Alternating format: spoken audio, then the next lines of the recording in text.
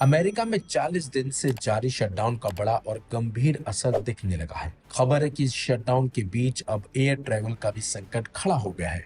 रविवार को विमानन कंपनियों ने 3300 उड़ानें रद्द कर दी हैं। वहीं परिवहन मंत्री सीन डफी ने चेतावनी दी है कि अगर ट्रंप सरकार का शटडाउन थैंक्स गिविंग अवकाश तक जारी रहता है तो पूरे देश में हवाई यातायात बहुत धीमा होकर लगभग ठप पड़ सकता है। देश के 40 सबसे व्यस्त हवाई अड्डों पर उड़ानों में व्यवधान धीरे धीरे तीसरे दिन भी जारी है, जिससे स्थिति और बिगड़ने लगी है।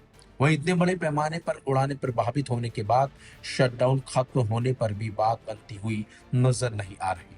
डेमोक्रेटिक पार्टी के नेताओं के एक समूह ने स्वास्थ्य देखभाल सब्सिडी के विस्तार की गान के बिना चर्चा करने पर सहमति व्यक्त की, और जिसके उनके कॉकस के कई सदस्य नाराज भी हो गए।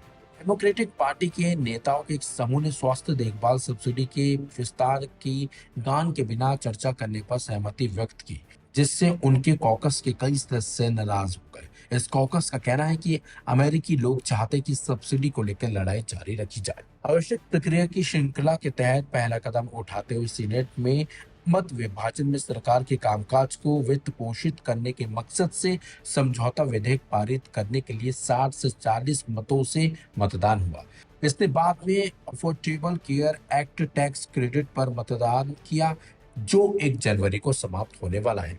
वहीं अमेरिकी फेडरेशन एविएशन एडमिनिस्ट्रेशन ने संघीय शटडाउन के बीच देश भर में उड़ानों को कम करने का आदेश दिया है। दरअसल कई हवाई यातायात नियंत्रणों ने वेतन न मिलने के कारण काम पर आना बंद कर दिया है, जिसके कारण यह आदेश जारी किया गया। हवाई यात्रा में व्यवधानों पर नजर रखने वाली वेबसाइट फ्लाइट अफेयर के मुताबिक अकेले रविवार को लगभग 7,000 उड़ानों में देरी की सूचना मिली। 2100 से ज्यादा उड़ानें रद्द की गई।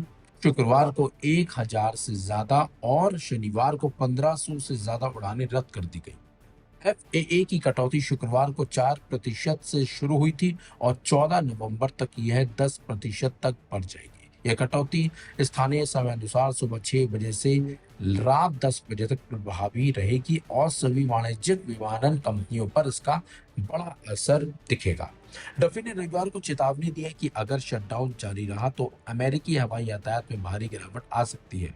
उन्होंने कहा कि उड़ानों में शायद 20% तक की कटौती की जरूरत पड़ सकती है, खासकर तब जब नियंत्रणों को लगातार दूसरी बार वेतन नहीं मिल रहा है। ऐसे में सबसे ज्यादा दिक्कत और इसका असर उन लोगों पर पड़ेगा जो हवाई यातायात का सबसे ज्यादा इस्तेमाल करते हैं, क्योंकि लगातार इन लोगों को सैलरी नहीं मिल रही है और ये लोगों ने काम पे आना बंद कर दिया, जिसका असर सीधे सीधे हवाई यातायात पर पड़ रहा है। अब देखना होगा कि अमेरिका में शटडाउन कब खत्म होता है। अगर ऐसा रहा तो आने वाले समय में और दिक्कतें सामने आ सकती है।